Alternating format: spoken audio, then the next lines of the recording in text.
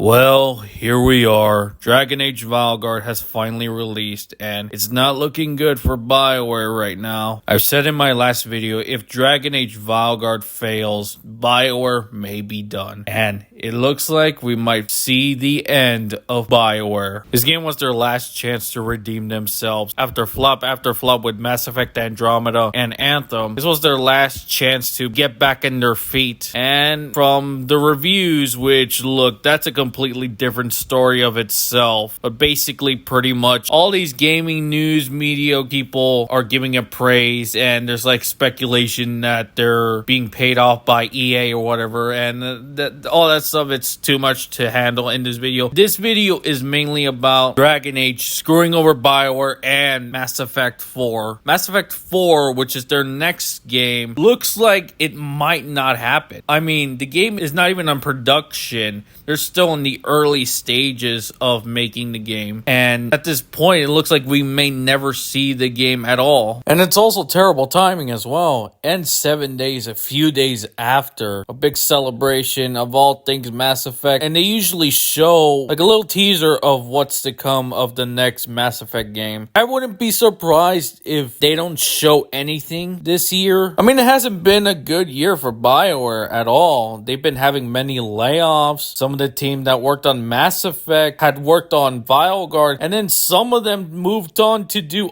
Iron Man. Weirdly enough, it's a weird situation for that game, but it looks like it's in steady hands for now. But the question is, are BioWare still going to be around after Veilguard? I mean, it's too early to tell how the sales are going to go with that game. I mean, it just came out as of this recording, but right now, the pre-order sales didn't look good. And of course, the reviews are not well received. Plus, you had all of the poor decisions that they made to not include all of your save files for previous Dragon Age games. So all of the choices that you made in the previous games don't matter. They're not going to be transferred into this game. None of it matters, and it's fucking bullshit. Plus, you had the negative reception of the first trailer, and that right there was set up for failure right away. And you also had the character customization, and yeah, and all of that is why Dragon Age Veilguard has failed. It has failed BioWare. This will be the downfall of this company, but maybe EA will give them one last chance, just like how WB Games are